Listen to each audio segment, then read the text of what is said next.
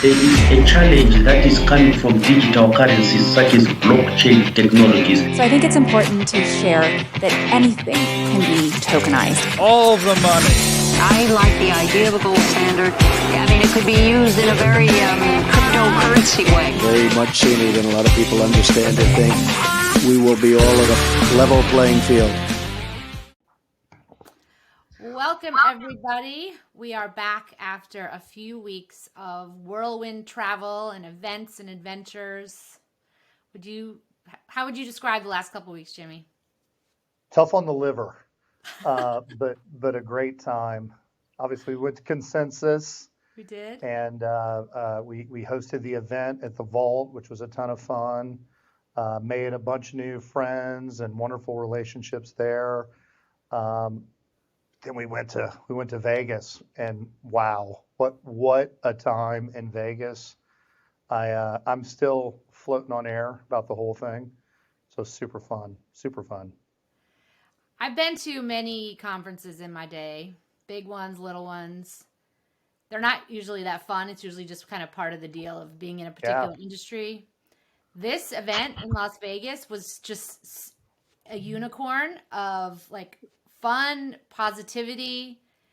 I mean, there was a lot of people there, and no matter where I went, I'd run into somebody who had a badge on for the event, and you just were like instant friends, and they were just so genuinely excited to see me, to talk to all of us. Like, I've never had a experience like that, let alone something that you would kind of call like an industry event. I mean, it was crazy fun. It was crazy fun.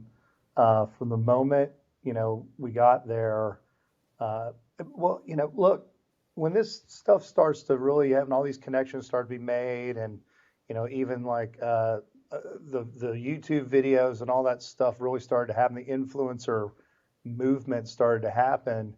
It was all during lockdown, during COVID. So a lot of us have spent so much time on Zoom calls or, on conference calls. It's like we intimately feel like we know these people, but we've never actually shared a beer or, shaken their hand or given them a hug. And just, you could tell it was so long overdue. I mean, we're like I know there's tons of people that go back, way back with XRP and the XRP, project. There's a lot of people who went through, 2017, 2018 bull run. The true OGs go way, way back. And we met a whole bunch of those people this weekend. But for me, the journey goes back to 2020, and I've really been like socializing with so many of these people, and to see them, look them in the eye, talk to them firsthand, like I said, share a beer and hang out was just, it was just next level stuff. And like you were saying, it was so positive, what we've all been through.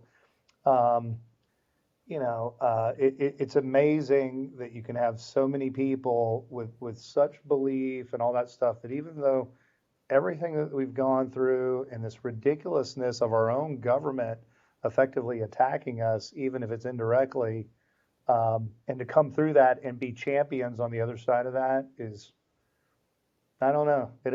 This will have stuck with me for a long, long, long time. One thing that stood out to me as a really big deal is, Brad's channel and some of the stuff that I cover, but many of us cover, is highly speculative. Like, we're trying to figure out the future of money. We're trying to figure out if there is, some kind of plan for how money will be moved that we're not in on. I mean, a lot of it is decoding these sort of riddles and like piecing together data sources to try to paint this big picture. And so Brad, for example, has gotten some criticism over the years that maybe he's too speculative, that, he's not right on the mark with some of this stuff. So for Brad Garlinghouse to attend this in person gives, in my opinion, a tremendous amount of credibility to the topics that we've been covering, specifically that Brad has been covering as sort of one of our leaders here. So if we were all way off the mark and crazy and wrong in a lot of these conclusions, I don't think the CEO of Ripple would have attended as the sort of special secret VIP guest. What would you Oh, I completely agree. That was one of the great things, of my life to be able to shake hands with Brad Garlinghouse, who I've admired, really since I learned about XRP and the XRPL project. I've stated before, I represented people exactly like Brad. I'm talking Garlinghouse now in my prior life as a corporate securities lawyer, and I would rank him his just demeanor, his disposition, his positive, outlook on what's going to happen, but also his just ability to, be calm in very high, intense pressure situation. He's a public company CEO, right? He's not only a public company, he's among the best. When Ripple goes public, when this shit show of a case is over and they're public, he is very well poised to be among the most elite CEOs in America, in international business. I think he's loved by a lot more people than just us. I mean, I think other business persons and financiers and I think there's a lot of people that really respect him. And it was awesome to shake his hand, look him in the eye. His words at the event were really, heartfelt and thanking us, thanking the community for going through everything we've been through, for bringing attention to what was happening behind the scenes. I think they're very appreciative of that. But yeah, that was, I mean, kudos to Brad Kimes, his wife Danielle.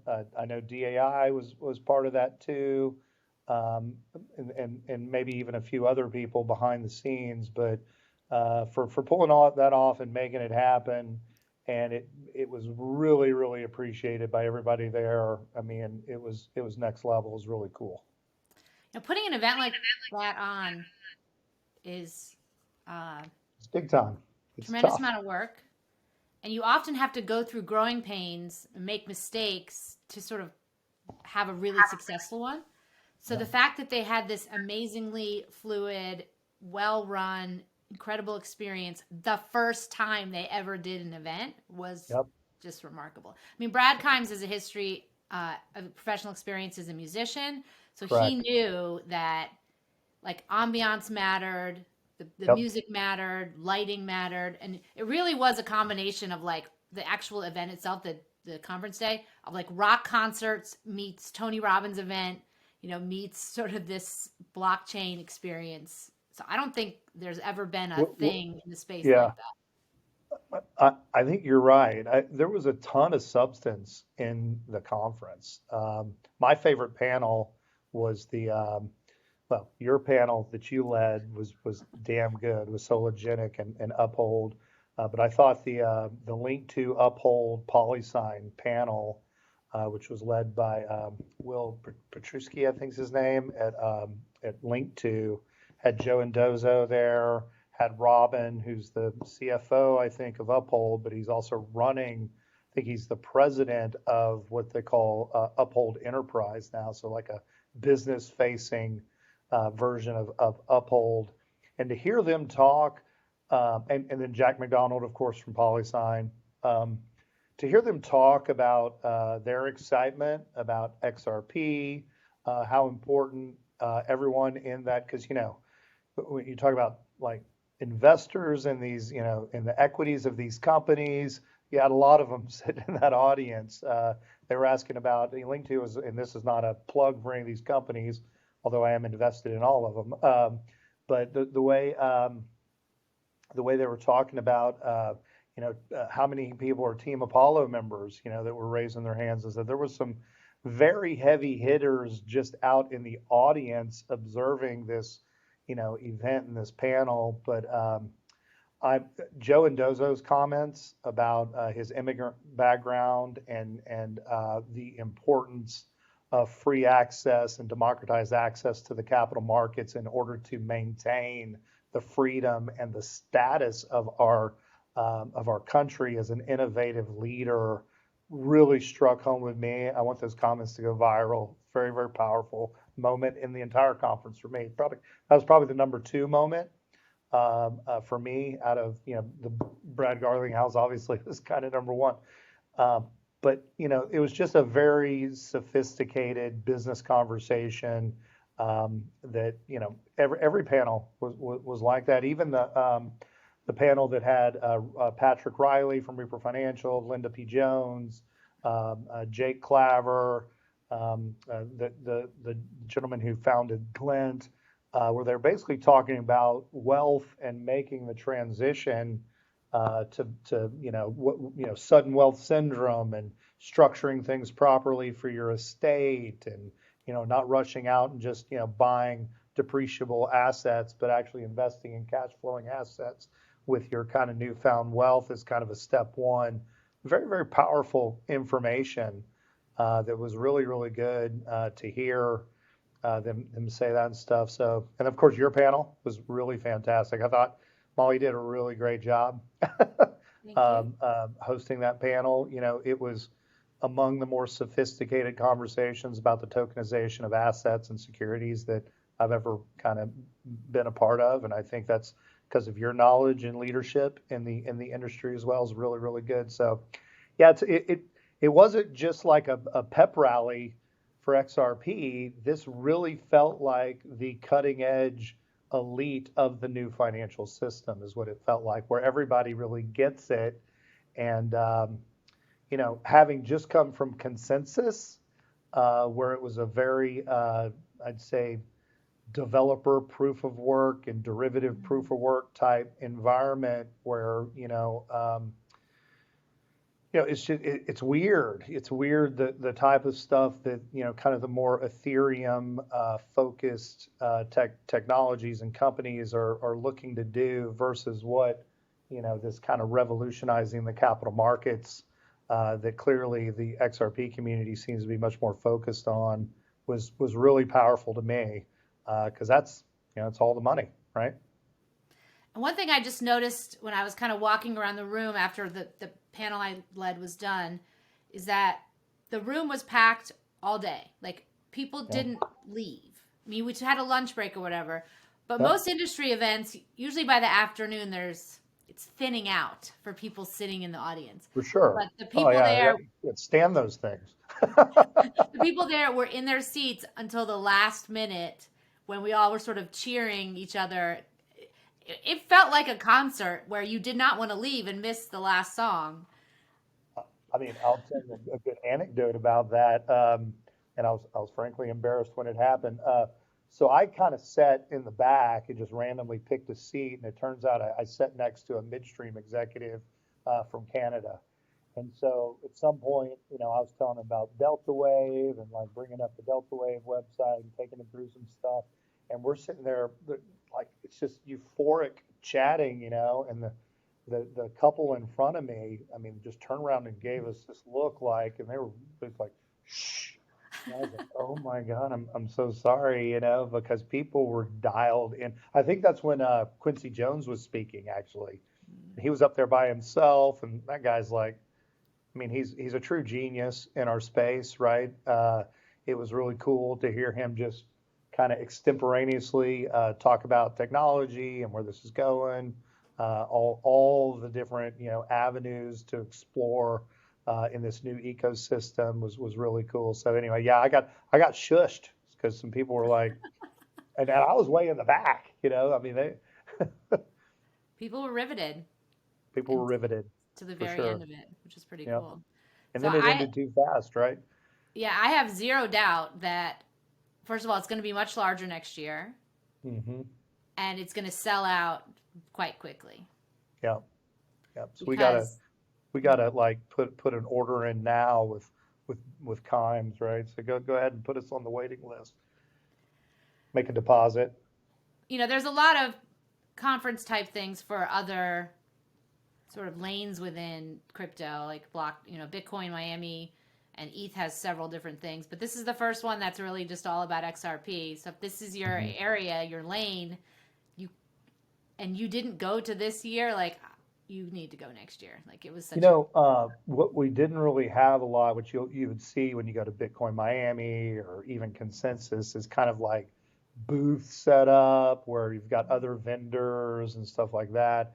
I expect next year, I mean, I'd love Valhill to have a bigger presence at next year's event. Um, and maybe some of the companies that we sponsor will be part of that as well.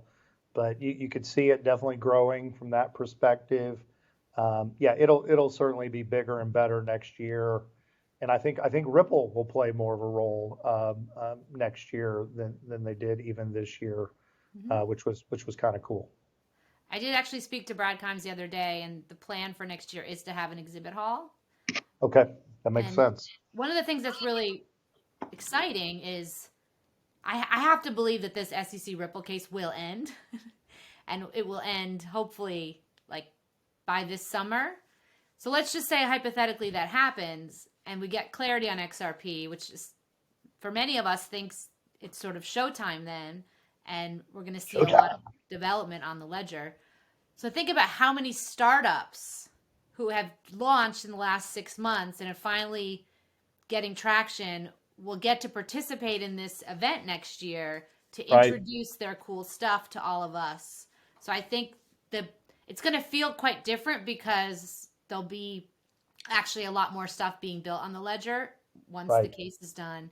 And for that to be the inaugural event that you go and introduce your brand to everyone.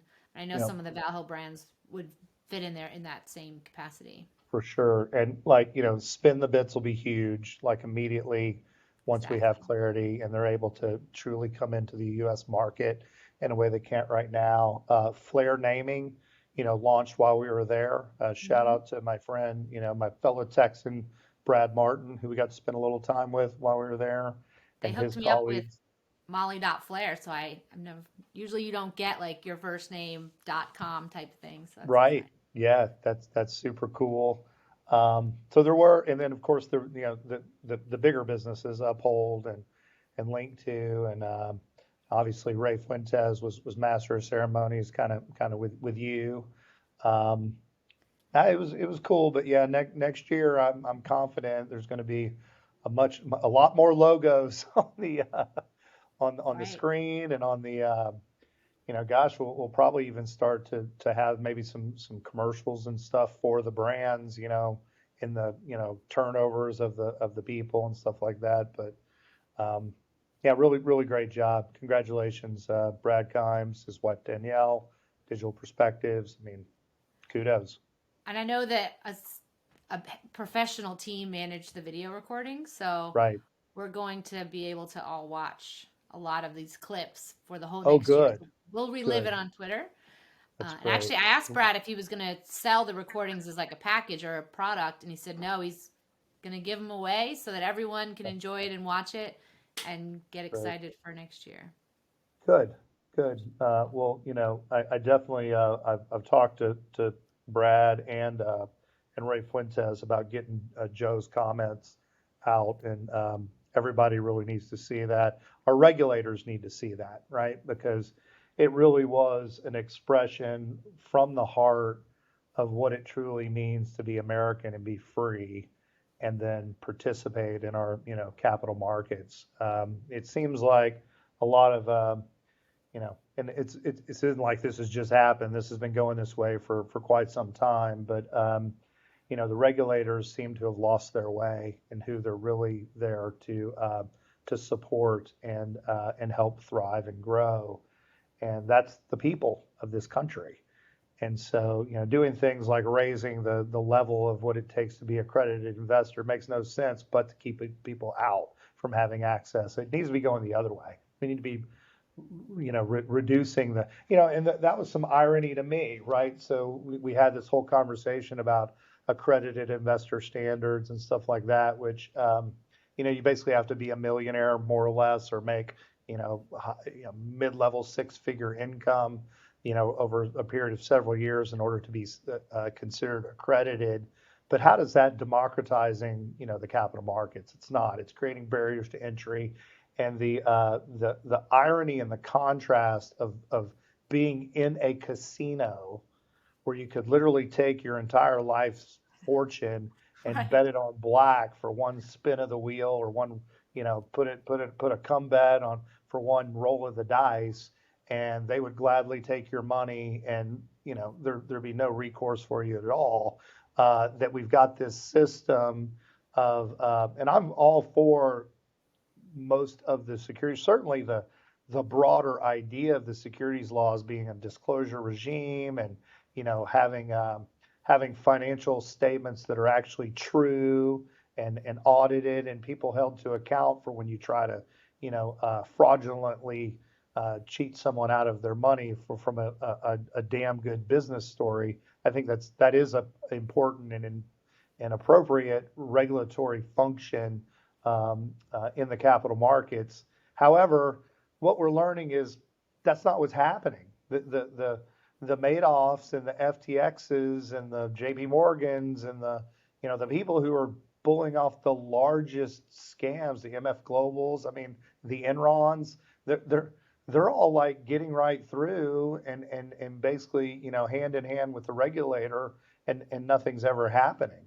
Whereas the innovators and the people who are legitimately raising capital for their projects are kind of left to have to wander through this morass of encyclopedic regulation and opaque clarity, and it's like Gensler sitting before, I'm getting off topic, I know, but it's like Gensler sitting before Congress a couple of weeks ago, and when Patrick McHenry's asking him is Ether a security? It's a very direct question, right? It's not like they haven't had they launched the Ethereum network in 2015, so it's been 8 years, and he answers that question with like the Howey test. I mean, it's ridiculous. He looks like a clown on TV, the whole thing. He makes the agency and therefore the government look like they have no idea what they're doing. So it's really time for people to grow up, and let's move on. Let's set this industry free, because it could be very transformative for the American capital markets. There's been chatter for a while that they may raise the accredited investor limit even higher, from 1 million to 10 million. Yeah. And I think in light of what you just said, it makes it so clear that none of that is about protecting anybody. It's about ensuring that nobody moves up in the caste system, that if you are born into a lower level of the caste, that you stay there, and things like private equity investing are reserved for those who are born into the upper level of the caste, and has zero to do with protection of anyone. I agree 100%. It's lost its way. It's like, if there was a heart of that system before, it was about, protecting people from being fraudulently, duped out of their savings. That's not what's happening anymore. It's like there's a gate that keeps smart, intelligent people from even, putting their money to work, which keeps them in a debt slave system where you got to keep reporting, to the 9 to 5 or whatever, to make ends meet, and that's not good. And I'm on the fence about even whether there should be a test of some sort of financial literacy, because I don't really think it's the government's role to tell me what I'm allowed to buy based on somewhat of a subjective criteria, because this test would obviously, it's subjective to determine whether or not I am intelligent or educated enough to buy like some private equity from Link2, for example. Mm-hmm. So what do you think? Should there be a test, or is that really not the government's role? Well, I think the problem with trying to determine if the test is a good idea is because you're relating it to what it would otherwise be, which is you're not financially wealthy enough to get over the gate. Okay. So in the context of looking at otherwise not being able to participate, a door into the market that requires a test kind of seems like a good alternative, right? But the reality is the problem's really the gate in the first place. Mm-hmm. And look, we got to take it back to the genesis of the securities laws came out of the Great Depression, and there were a lot of people, but I mean, we live in a world now where financial instruments are traded 24 hours a day, 7 days a week, and in an electronic format. There's AI controlling a lot of this stuff. I mean, it's the velocity of the way these securities move it's a next level mind blowing type of thing. It's controlled by a lot of major financial institutions. Back at the time that this was an issue, there were literally, hucksters, sitting out in front of the wall of Wall Street, like writing on pieces of paper. There you go. You got some shares, and you got some shares, and you got some shares. They were literally like sitting around trees, basically. And so, how would they even know if they'd written out too many shares and they had gone past the authorized, capital of a company that they were? So, we're talking, these rules came out of a very wild, wild west type environment where people could literally just give you paper and there was nothing there. And there were a lot of very, aggressive salespersons who were basically just floating paper, right? So that's where these laws and these disclosures start to come from, starting to have, things like underwriter liability for, people to, in order for the, what has now grown into the investment banking, institution or industry was really a way to make sure that the people who were selling, stocks to the common person had done at least some modicum of due diligence on the company that they were supposedly looking at and weren't just, helping facilitate the fraud. So it all starts at a good place, all after, in the years after basically the financial system had failed. We'd had the 1929. So we were still in at that time the Great Depression. That's where these rules, start to be bubbled up. And the securities laws, the 1933 Act, the exchange rules that require the periodic reporting, the 10Ks, 10Qs, 8K, all that regime is 1934 Act. So these, we're 90 years into that system, and the way technology and the way the infrastructure of the capital markets has evolved, it's just it almost doesn't make sense in the way that capital moves in the world, which then blockchain and this fintech stuff we're talking about, it's even an iteration beyond that. So there were a lot of people back in the late, in the 29, 30, 31 time period, they were clamoring, these people just ripped me off, government, you got to save me from, these hucksters basically just giving me pieces of paper that don't mean anything. And we need to kind of go back to being responsible for ourselves. If you want to take a risk with your capital, you can obviously go into any casino in Las Vegas and take that same risk, right? But at least you're playing a game. I mean, there are some odds, they aren't very good, but there's some speculative odds that you will win on the bet that you're making.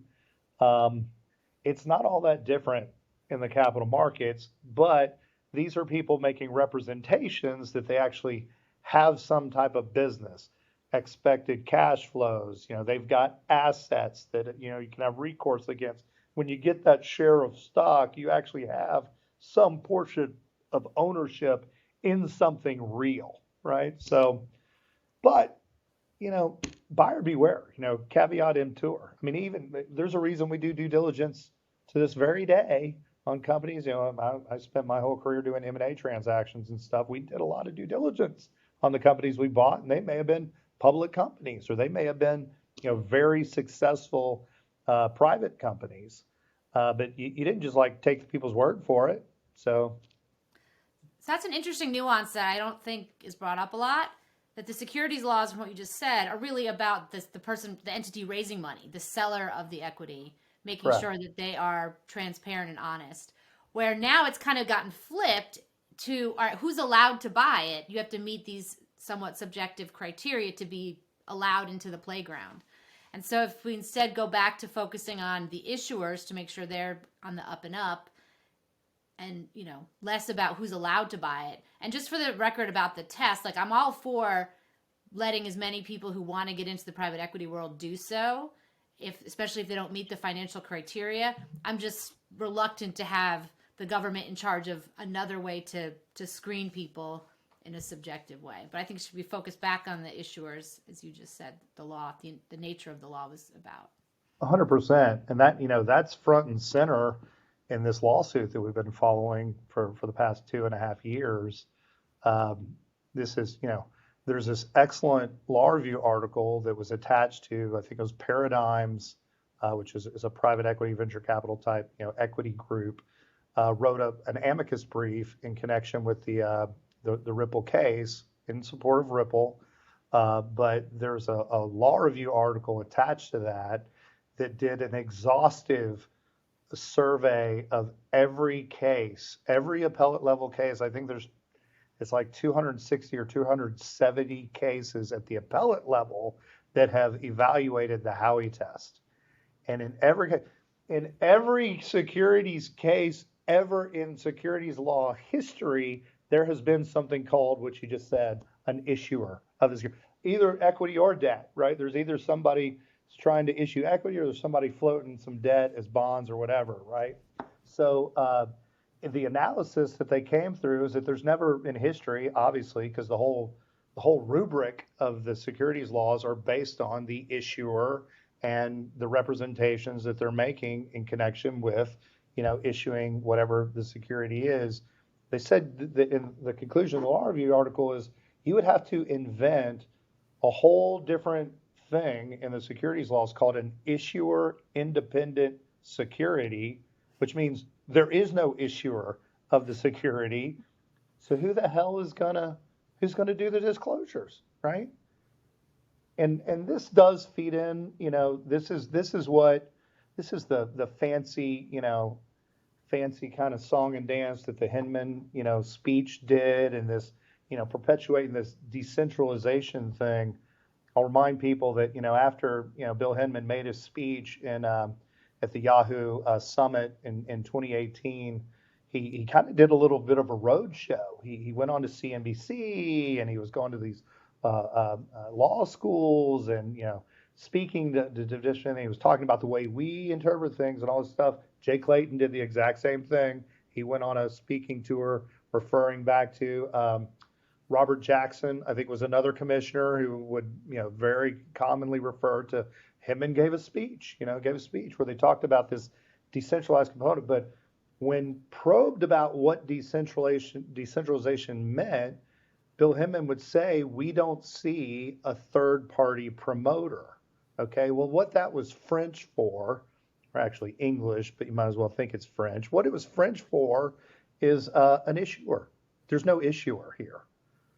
It's the project is so, to use their word, decentralized. It's that there is no one person who can drive anything about that particular thing. So there is no one to actually impose these disclosure regimes on. So that's really. That's why I think Spend the Bits is such a great example. And Jay from Spend the Bits was at the XRP event this past weekend. And he has a payments platform. We would love to help businesses use Spend the Bits wallets for things like payroll and accounts receivable. And it has absolutely nothing to do with Ripple whatsoever. But he's not able to really operate his business in the U.S. as freely as he could or should because of the cloud of this lawsuit, which is unfortunate. So that's one of the things I'm so excited about for this case to end, is for Spend the Bits to be able to accelerate in their adoption. Yeah, all of our, our different, investments that are looking to make the XRPL our home, it's the same issue. And what it really comes down to is being able to connect up with the banking system. The banks just won't touch because, and unfortunately, they're able to point at the lawsuit and use that as subterfuge or an excuse not to underwrite the business, not unlike you would if you had a cannabis business, right? And it's like, well, it's not legal, nationally, so we can't be having that type of proceeds from those types of businesses running through the banking system. They're basically taking that same type of approach, and that's what's keeping a spin the bits from like going ape on the payments market in the United States. I mean, they are poised and ready to go. It's been a good thing for them, I Yeah. think, to a certain extent, because they've been able to increase their development so much, kind of, behind the scenes, that I think they are absolutely ready to go when they get unleashed. But yeah, it's sad. It's just a sad situation. That's a great point, though. I've been operating under the assumption that once this lawsuit ends, a lot of these obstacles will be removed. We still have this issue with the banking system not being very friendly to a lot of businesses that want to use digital assets. So I guess we'll have to wait and see if this lawsuit ending will actually clear that up, or if they won't budge until they decide they want to. Well, the banking system's got its own problems, right? That's what we've been talking about Right. almost for the That's true. last several episodes of Escape Velocity. Um, if this plays out a few more months, they're not going to have a choice, right? It's like you're either going to be in business or you're not.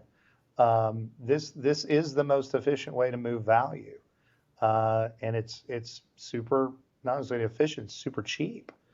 So it's going to be in everyone's interest. It already has been for 2 years, in everyone's interest to move forward with the adoption of this technology, while the rest of the world is doing it and well ahead of us. We can catch up. I think we are falling very far behind, but we're next level in this country, when it comes to technology and innovation and all that stuff. But we have to go back to our core values, which is freedom, lack of regulation, and these types of things, and let the industry thrive. We'll catch up, and we'll make a dent in the universe as well. But it's long past time for that to happen, I think. I agree. The level playing field means that we have to wait too. It's part of the deal. Level playing field. There was something else I wanted to talk about today. What you want to talk Which about? is- I want to talk about this exciting, crazy set of developments between Twitter, Tucker Carlson, Elon Musk. I feel like we are at this key pivotal time in history. We are watching the world of media evolve very, very quickly. Yes. And, our entire lives, the mainstream media has effectively managed perceptions and Mhm. gated information in a very orchestrated way. That's become increasingly obvious the last couple of years, in case it wasn't during like the Gulf War, for example. Right. But Tucker Carlson, obviously household name, big show on Fox, fired, shocked everyone. And the question became, well, what's he going to do? Is he going to join like another news network or whatnot? And so the fact that he's going to be an indie, kind of independent reporter running his platform on Twitter, and Twitter's now enabling micropayments, which means that Tucker can be financially compensated without having to bring in this advertiser route, I think it's game changer. I was been so fired up about it all week. I agree, and it's going to.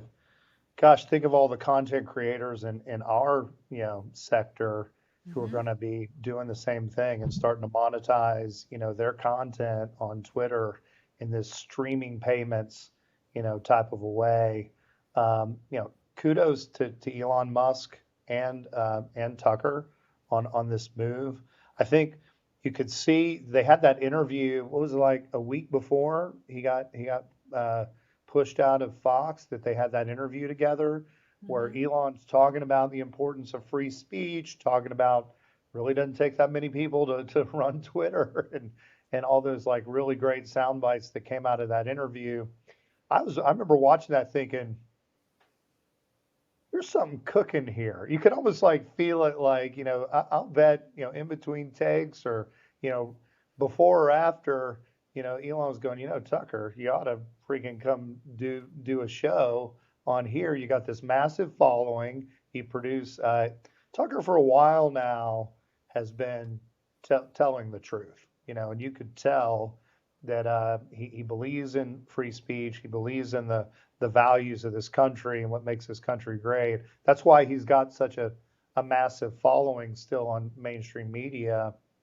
So good, and then Tucker, I mean, what a great strategic rabbit out of the hat type thing he's done. I'm super excited about it, and I'm not only excited that we're going to have top level conservative commentary and free commentary on Twitter, but really that this is, as you said before, it's a paradigm shift in how media is distributed and disseminated among people.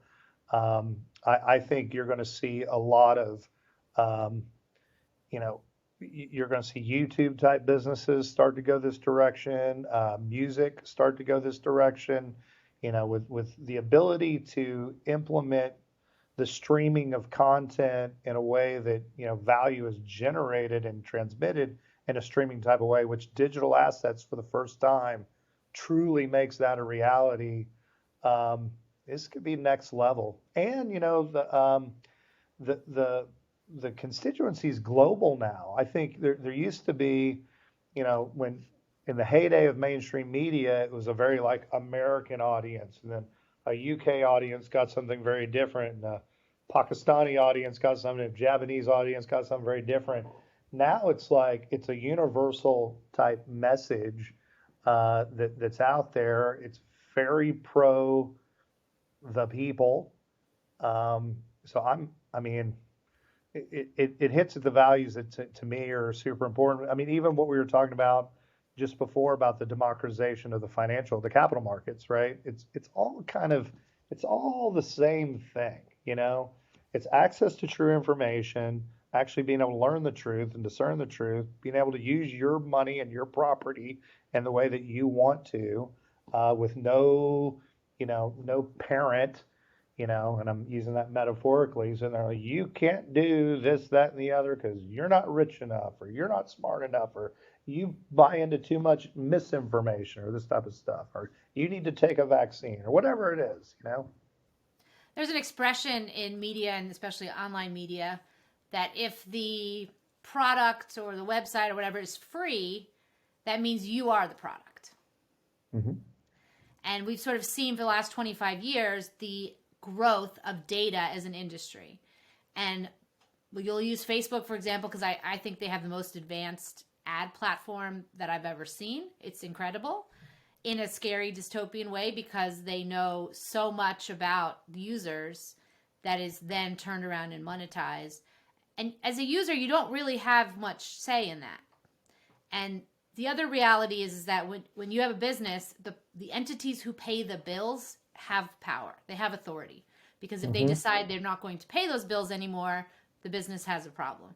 And so for the last 20, 25 years, especially, I mean, this goes back to the beginning when TV first started, but the advertisers have been footing the bill for content. So if a very large advertiser, there's a couple of industries that are sort of known for this, if they don't like the coverage of a topic, they have the authority to either have it changed or pulled.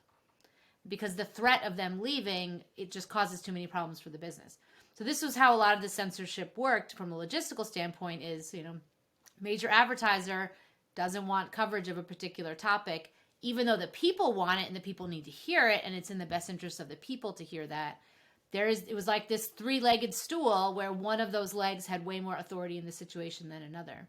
And that's why I love this idea of micropayments so much. It's not that I necessarily want to pay for content that I've been getting for free, but it's a more transparent arrangement. Like, I know I'm paying for it. There isn't this third party coming in to manipulate things to protect their own interests. And, I've worked with advertisers for a long time. I think the majority of advertisers are great people. They support great organizations and have good intentions.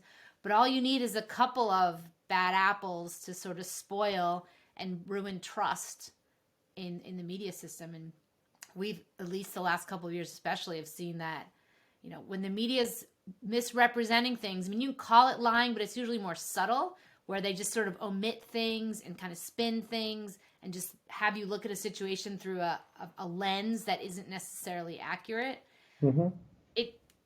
People do things in response to that. So like if the media is misleading you, the consequences are huge. I mean, people do things in response to that. They're fearful of things they maybe shouldn't be, and they don't go places or do go places as a result. So the fact that like we're moving away from that towards a more honest, transparent world, like it's going to change a lot of things for the better, because we're not going to be played with in the same way that we have been for decades. So I know it's just starting with Twitter, but Twitter's huge. So for Twitter to It's huge. 384 million users, I think, globally. So for That's a Twitter to big, step big away from audience. this dependence on ad revenue exclusively to allowing content creators to monetize, I'm confident that the rest of the content platforms will follow. I mean, YouTube's another great example. Content creators are paid on YouTube. You get a cut of the ad revenue. You have no say in who those advertisers are. So you might put a lot of work into a video, and then brands that have like nothing to do with you are contextually shown in the ad. But it'll be interesting to see if YouTube evolves towards streaming payments or micropayments and away from the ad model to put less pressure on content creators on YouTube to have to cater to certain political agenda. Yeah. It should be more like, like musical concerts or things like that, where it's kind of a butts and seats type of model. Like if your content is commanding attention, and there's a lot of reasons why it would be. A big one is because you're telling the truth. People naturally gravitate towards that. That's why DAI and Brad Kimes are such huge, personalities in our sector. It's because they tell the truth. Um, that's what this model starts to allow to do. It's a true free market type situation, right? Where the people who are consuming the content are the ones paying for it. And they're naturally, if you are paying for it, even if it's this micropayment level, which also isn't a brilliant thing because it's going to increase the velocity of money. That's how you get an economy humming and all this kind of stuff. Um, it's really it's a re-democratization of the media, and that is profound. The other thing you mentioned, that point about emission, in Tucker Carlson's video that he just released yesterday, where he said, so we're going to do this show on Twitter. He talked about these. He said, we're told to tell you the truth in mainstream, and for the most part, the things we may say in the four corners of what is said is the truth, but you don't know what we're omitting from the story. And it could be what we're omitting, which makes all the difference. Ironically, the securities laws address this kind of head on. We have a rule called 10b-5, and it's, material misstatements, material misrepresentations, and material omissions. And it gets at this exact issue. So if on your financial statements, you tell them about, Exxon tells you about the great discovery they had in Prudhoe Bay or whatever, or off in the North Sea of Alaska, and how, that one discovery is going to, be so many $1 billion in revenue in the years to come, looks pretty good. But they didn't tell you about the, $1 billion explosion environmental disaster that happened. Well, that's a material omission, right? So, in any kind of material contracting type situation, it's both things required. It's not only telling the truth, but not failing to tell the whole truth. You think about when you get sworn in to testify, you promise to tell the truth, the whole truth, and nothing but the truth. So help me God. So this is all really positive developments. I'm starting to feel much more positive about where we're headed as a country, as a world, by these little things like that. It may seem little now, but these ripple effects of these things, pun not intended, could be pretty material for our quality of life. I agree. I mean, this was a pretty positive, exciting past week. We had our event in Vegas, and then to sort of see the world of media take a leap forward in a positive way for humanity. I feel like we've got a lot to celebrate this week. Yeah, for sure. So you got big plans for the weekend? I'm not sure yet because it's only Wednesday. But you are off on vacation, so I guess we won't see you for a whole another week. Yep, we are headed to the beach tomorrow afternoon. Got one more meeting tomorrow on a project you and I are working with. And after that, yeah, I'm out of here. And for those of you watching next week, I'm actually going to have a special guest on that I'm interviewing about tokenized real estate, which is going to be really cool. That is definitely an area of incredible opportunity for the future. How people buy and sell real estate is going to change in a massive way. And we're going to have an industry expert with me to break it down for us. That's going to be a good one. I'll be tuning in. All right. All right, everybody. We will see you next time.